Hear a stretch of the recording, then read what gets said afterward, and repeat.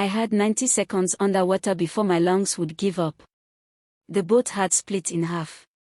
On my left, my cousin Ngozi was screaming, clinging to a piece of fiberglass that used to be our hope. On my right, a woman I'd met 3 days ago in that Lebanese warehouse was going under, her 6-month-old baby strapped to her chest. I could only reach one of them. I chose the baby. By the time I surfaced with the mother and child, Ngozi was gone. Just gone. Like she'd never existed. Like those 23 years we'd lived as sisters back in Warri meant nothing to the Mediterranean Sea. That was 2 years ago. I'm still searching the water every time I close my eyes. Let me tell you how 15,000 euros bought me a ticket to hell. It started like most Joppa stories start, with a lie and a desperate dream. I was 29, working as a pharmacy assistant in Warri. Good job by Nigerian standards. 85,000 Nigerian nairas a month. Sounds like something until you realize it couldn't pay for my younger siblings' school fees, my mother's diabetes medication, and my own life. My father had died 3 years before, and suddenly I was the family's backbone. Every night, I'd see my former classmates on Instagram. Sandra in Canada. Kayamaka in the UK. Blessing in, you guessed it, Cyprus. They were all living. Actually living. Not just surviving. Blessing was the one who told me about the opportunity. Sister, forget UK. Forget America. Their visa is impossible now. But Cyprus. She sent me a selfie, her at some beach, blue water behind her, European-looking man beside her. EU country. English speaking. Easier work permits. I can connect you. What she didn't mention, she'd married a 58-year-old Cypriot man for papers. What she definitely didn't mention, the connection she'd give me would almost kill me. Ngozi and I sold everything. I mean everything. My car, a small Toyota I'd spent 4 years saving for, gone. Ngozi sold her catering equipment. We borrowed from every family member who'd listen. Her church contributed. My mother sold the only gold jewelry my father had left her. 8.5 million Nigerian nairas.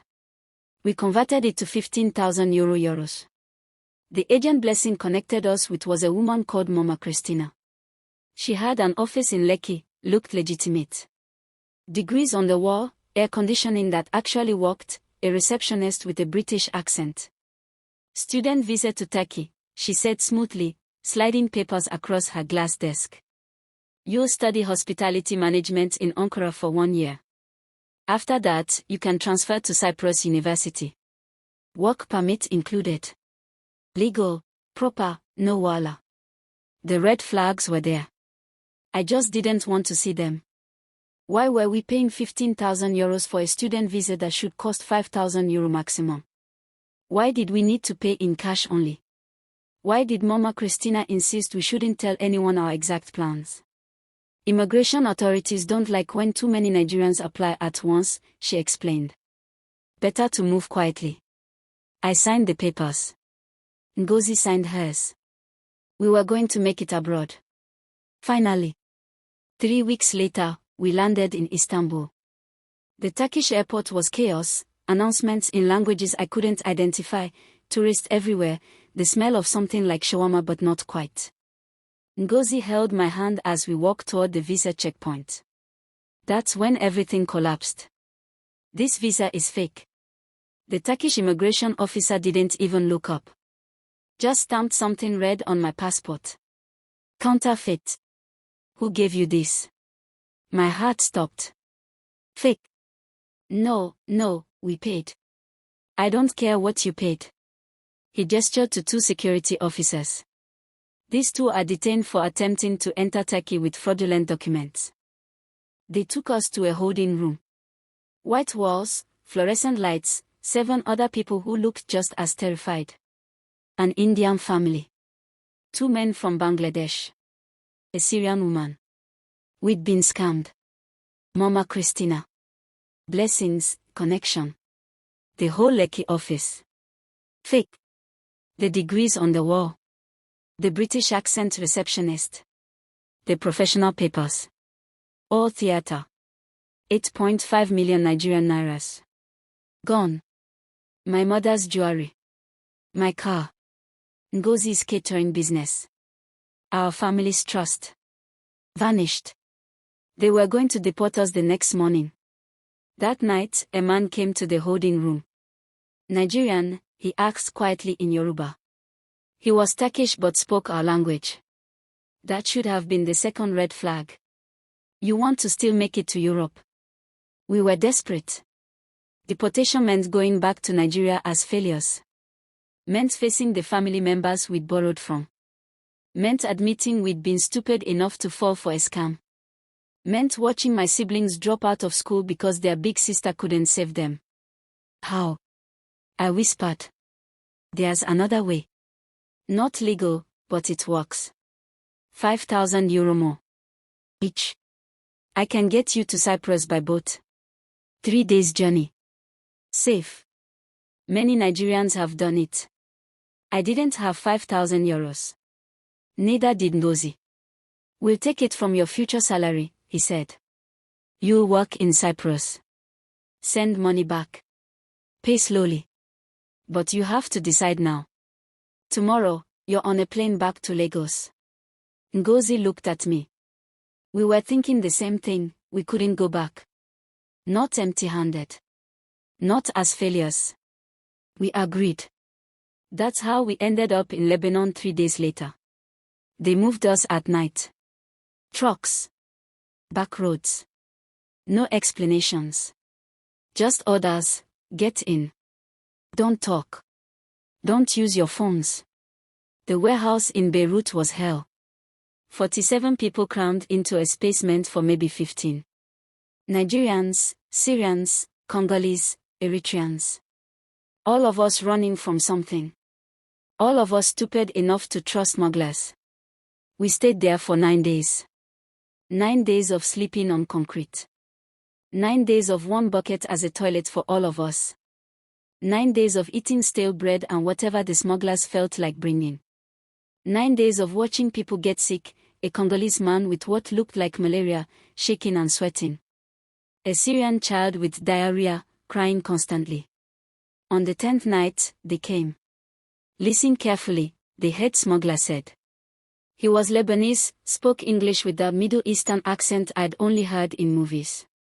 The boat fits 30 people. We have 47 here.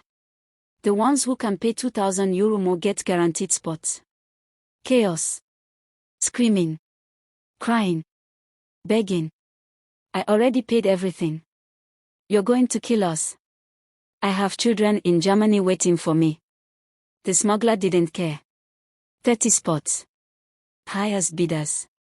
You have 1 hour to decide. Ngozi and I had nothing left.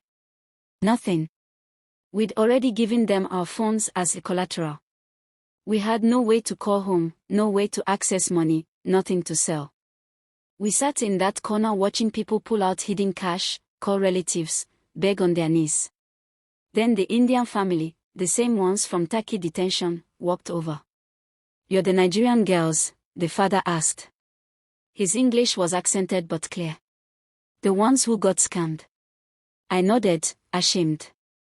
We are paying for 2 extra spots. You can have them. I stared at him. Why? Because someone helped us once. And because no one should die because they couldn't afford to live. His name was Rajesh. I never saw him again after that night. If you're reading this, Rajesh, you saved our lives. At least, for 90 more seconds. The boat was a fishing vessel that should have carried 10 people maximum. They packed 34 of us in.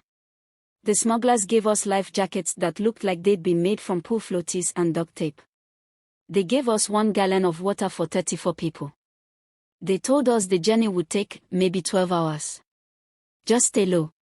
Don't stand up. Don't move around too much. The boat is balanced. It wasn't balanced. We left at 2 a.m.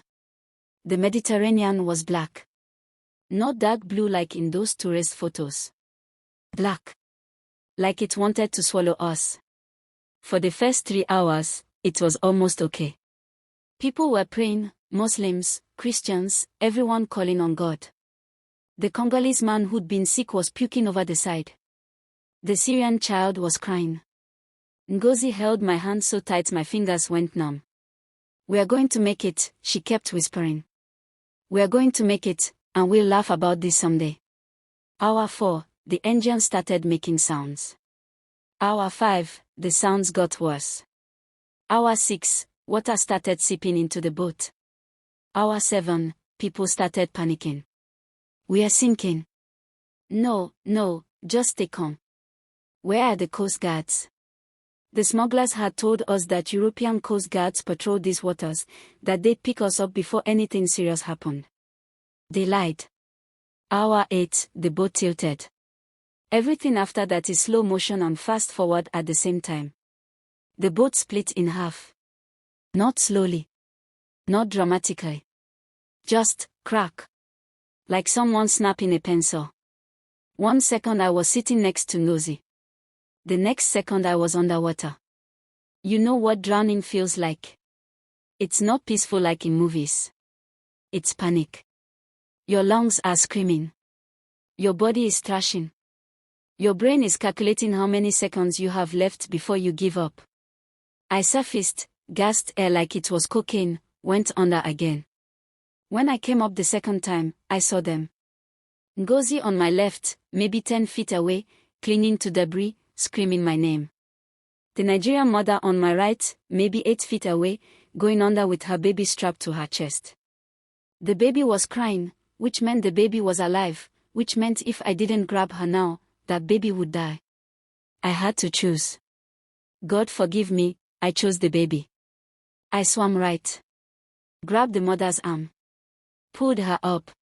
She was heavy, water-soaked clothes, panic making her fight me, the baby adding weight. I pulled. I kicked. I screamed at her to kick, to help me, to stay up. By the time I got her to a large piece of the boat hull, by the time I looked back toward Ngozi, she was gone. Just gone. I screamed her name until my throat bled. The Cypriot Coast Guard found us 3 hours later. 17 of us survived. 17 out of 34. They pulled us onto their boat like cargo. Wrapped us in those silver thermal blankets. Gave us water. Asked questions in Greek that none of us understood. I kept asking about Ngozi. My cousin. Did you find her? Did you find a girl with? Miss, please sit down. They never found her. Not that day. Not ever. When they pulled the final body count from the Mediterranean that week, her name wasn't on it. She's a statistic now. One of the missing, presumed drowned. The mother with the baby. She survived. The baby survived. I never learned their names. They were sent to a different detention center. I spent 7 months in Ponera. You know what Ponera is? It's Cyprus's reception center for asylum seekers. Sounds official. Sounds humanitarian. It's a prison. Barbed wire. Guards. Shared rooms with 10 other people. 1 shower schedule. Food that makes you miss even that Lebanese warehouse bread. But we were alive. I applied for asylum. Told them everything, the scam, Turkey, Lebanon, the boat. They didn't care. To them, I was another Nigerian trying to get papers through a sub-story. You should have applied for visa properly, the immigration officer said during my interview. Like I hadn't tried that first. Like Mama Christina's fake visa was my choice. If I send you back to Nigeria, are you in danger? My family will. Personal economic situation is not grounds for asylum. But the boat disaster had made international news. 17 survivors. 17 witnesses to EU border policy failures. They couldn't just deport us quietly. After 7 months, they gave me temporary protection status. Not refugee status. Not residence permit. Temporary. Renewable annually. Maybe. I can work. Kind of. Most employers don't want the complication. I can't travel. I can't leave Cyprus. I can't go back to Nigeria, my temporary status evaporates the moment I leave. I'm trapped in paradise. I work now at a community center in Nicosia. I help asylum seekers navigate the system. I translate for Nigerians who don't speak English well enough for their interviews. And every few months, I hear about another boat. Another Mediterranean disaster. Another list of dead and missing. And I search the names. Every time. Looking for people I might have known from that warehouse. From that boat. From that nightmare. Last year, I saw him. The smuggler. The Turkish one who'd helped us in detention. He was at a cafe in Nicosia. Drinking coffee. Laughing with friends. Living a normal life. While 17 of us are traumatized. While 17 people are dead. While Ngozi's body is somewhere at the bottom of the Mediterranean and her mother still calls me asking if I've heard anything, if maybe she survived, if maybe she made it to a different country and just can't contact us yet. I wanted to scream at him. To call the police. To make him pay. But here's the thing about smuggling networks, they're ghosts. No evidence. No paper trail. Just cash and corpses. I walked away.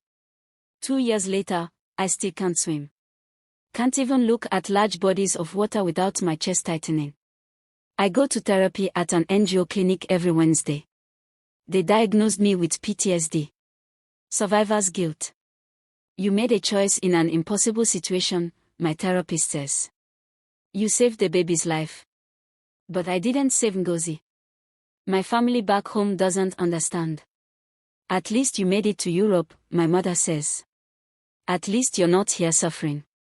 They don't know that Europe isn't paradise when you're living in trauma.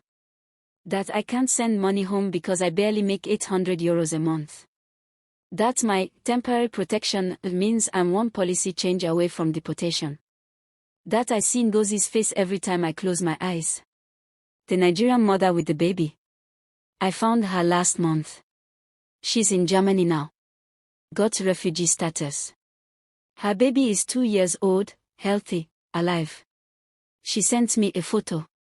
You saved us, she wrote. God will bless you. I cried for 3 hours. If you're reading this and you're thinking about Joppa, about paying smugglers, about boats, about just getting there by any means, please hear me. They lied to us. The agents. The smugglers. The Instagram photos. All of it. The Mediterranean Sea is a graveyard. The Sahara Desert is a graveyard. The detention centers are trauma factories. And the smugglers. They don't care if you live or die as long as they get paid. 15,000 euros bought me PTSD, survivor's guilt, and a life in limbo. It cost Ngozi everything. Was it worth it? Some days, when I'm helping someone else navigate asylum applications, when I'm translating hope for another desperate Nigerian, I think maybe my survivor had a purpose. Other days, when I see the Mediterranean on TV, when another boat capsizes, when I hear that 200 people drown trying to reach Europe, I think about those 90 seconds underwater. I think about the choice I made. And I wonder if Ngozi would have chosen differently.